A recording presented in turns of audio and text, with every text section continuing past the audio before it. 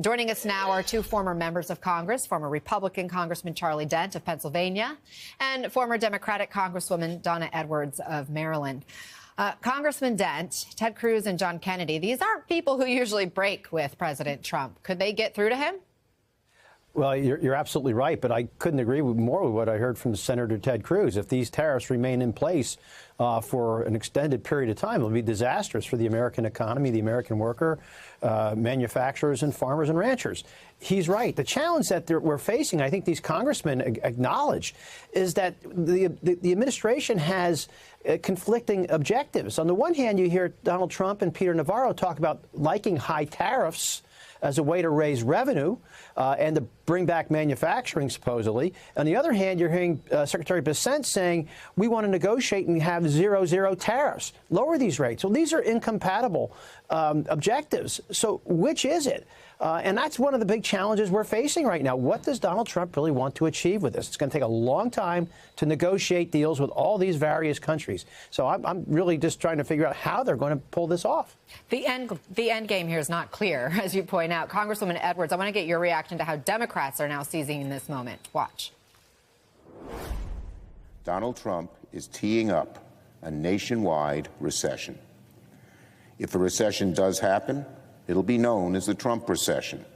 Liberation Day is quickly turning into Donald Trump's infamous mission accomplished moment. How should Democrats respond to this moment without sounding like they're cheering on a recession? Well, I mean, the real telling comment actually came from Senator Kennedy that Donald Trump really owns this economy and this economic disaster.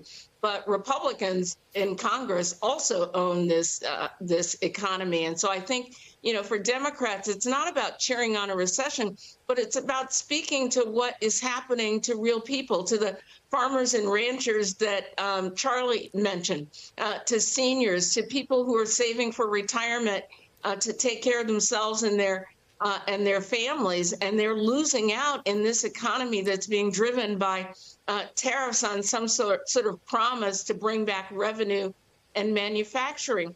And it really is a pipe dream for Donald Trump, but it's a disaster for the American people. And I think Democrats just need to focus on the impacts to real people, to constituents at home. We are seeing some bipartisan action on the Senate side. Even 7 Republicans now have signed on to co-sponsor a bill that would limit the president's ability to impose tariffs without congressional approval. Now, the president's already threatened to veto it, the White House saying, quote, tariffs are a critical component of the president's economic policy, and this litigation or legislation, I should say, runs contrary to those aims. Congressman Dent, do these lawmakers, Republicans specifically, risk political retribution from the president for sticking their necks out there? Well, I'd be more worried about retribution from my constituents than Donald Trump at this point. And amen and hallelujah that these members are belatedly doing something to regain their Article I power of the purse authority on tariffs. When I was in Congress, I had introduced similar legislation to make sure that the president couldn't impose tariffs in the name of national security, for example, without a vote of the Congress. Congress needs to reclaim its authority. This bill that's introduced by Grassley and Cantwell makes total sense. Bacon has the same bill in the House.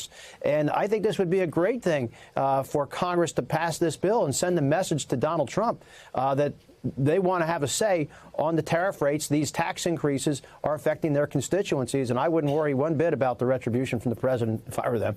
U.S. Trade Rep Jamieson Greer is now delivering his opening statements and, as expected, defending the tariff policies. Congresswoman Edwards, if President Trump does make a slew of trade deals in the next few days or weeks, could he come back and claim a political victory? Well, I think unless some kind of deal magically appears from China, I'm not really sure how much difference it's going to make to have these smaller deals with Southeast Asian countries, for example. Look, the overall impact is that these tariffs are going to affect American consumers and American workers. And, one deal or other is actually just not going to cut it. When it comes to apart from that, Anna, I mean, one of the things that strikes me is that the president doesn't, like he said with Vietnam, he doesn't want to just go to zero. He wants zero plus something. And it's hard to imagine negotiating those kind of deals that will be upheld by these other nations.